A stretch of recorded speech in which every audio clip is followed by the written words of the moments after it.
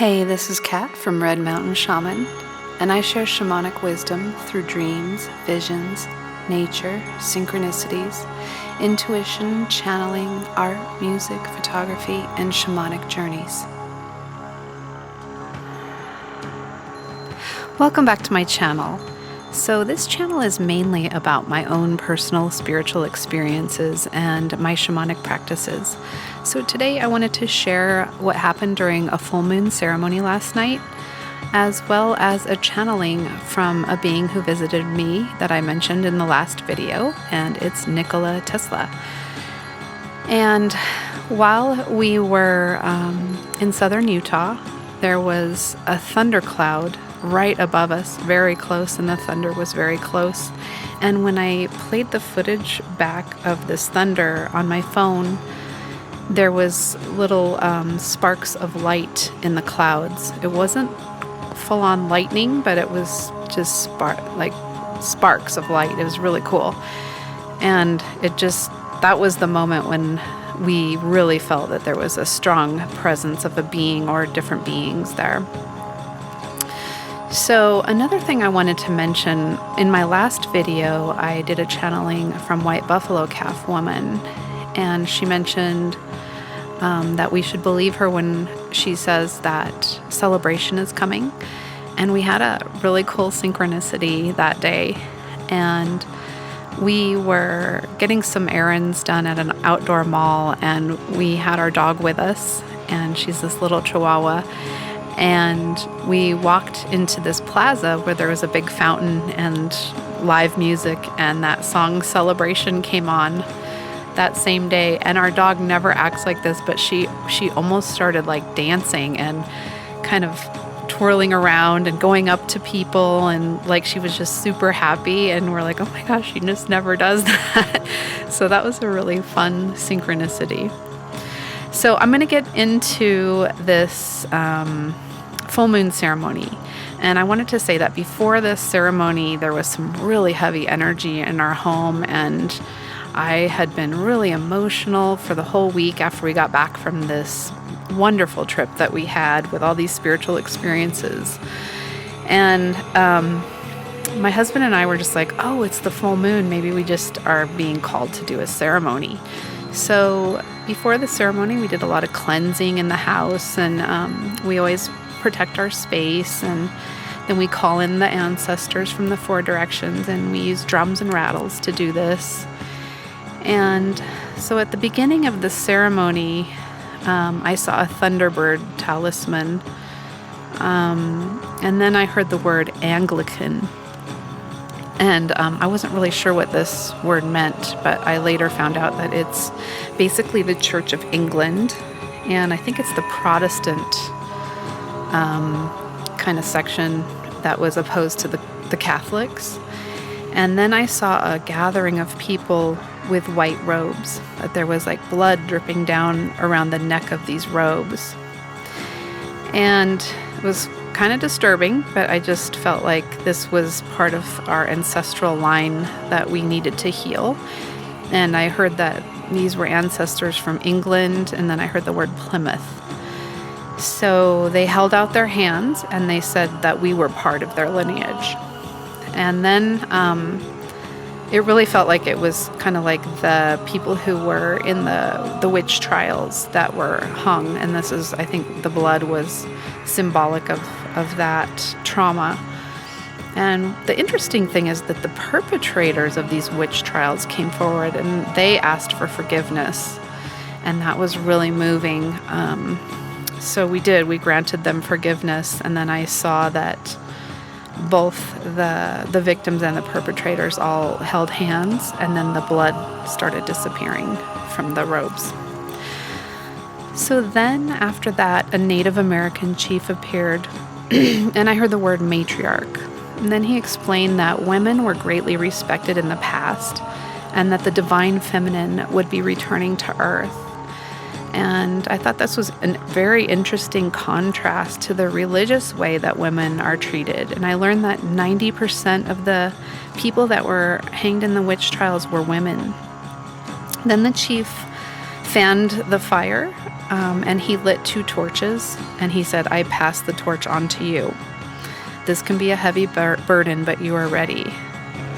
And this ceremony was done with my husband, if I didn't mention that. So he gave each of us a torch, and he said, you have walked through the valley of fire and come through victorious with integrity intact.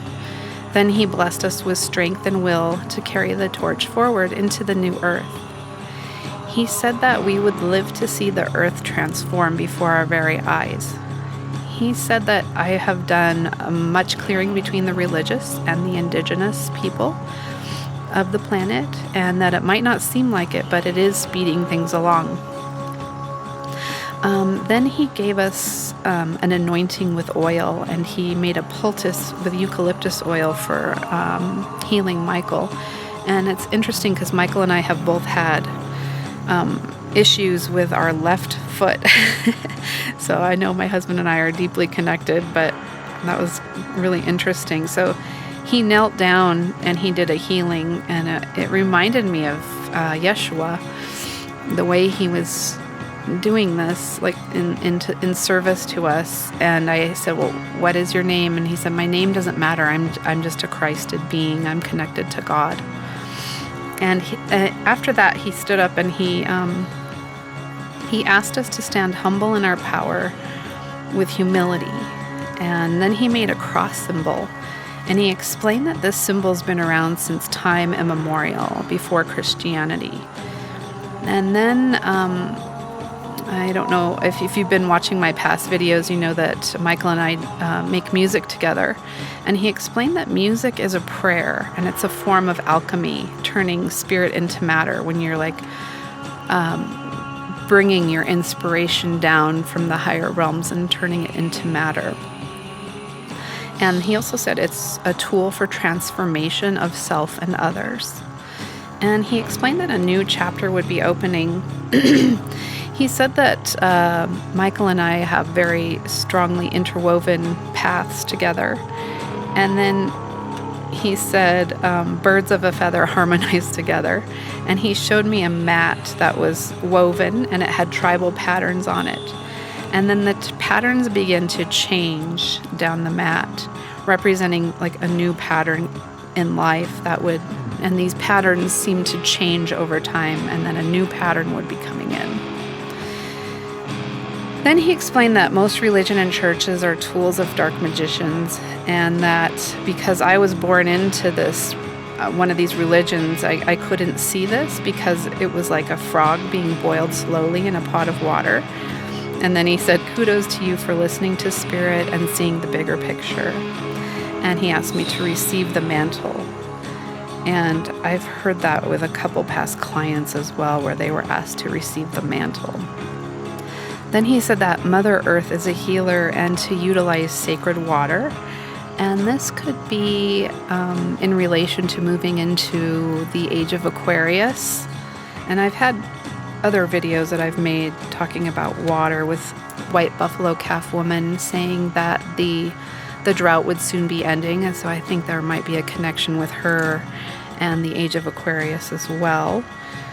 And then he said, you're doing more than grounding in the river. You are a conductor, a lightning rod, and a bridge to bring sacred energies from heaven to earth. Then at the end of the ceremony, he just asked us to let our old expectations go. And part of my emotional clearing that I was trying to do was just feeling like not getting an exchange, an equal exchange of energy for what I'm creating and putting out into the world. And he said, let that go. And then I just saw a golden chalice and it was overflowing. So maybe that will be changing in the future. I hope so. So that was about the end of the ceremony last night for the full moon. So then today I had a channeling from Nikola Tesla, and I wanted to read that next because a lot of what he says in this channeling is also in relation to our experience at the river and explaining part of what this ceremony was also about. So enjoy. Good evening. I come as friend and confidant. There are many secrets I wish to disclose at this time and in the future, for I come not only from the past, but I cross the boundaries of time. If you could access all timelines, you would be in the know as I am in the know. But as you have the confines of the human body, sometimes this is not as easy as when you are in the spirit.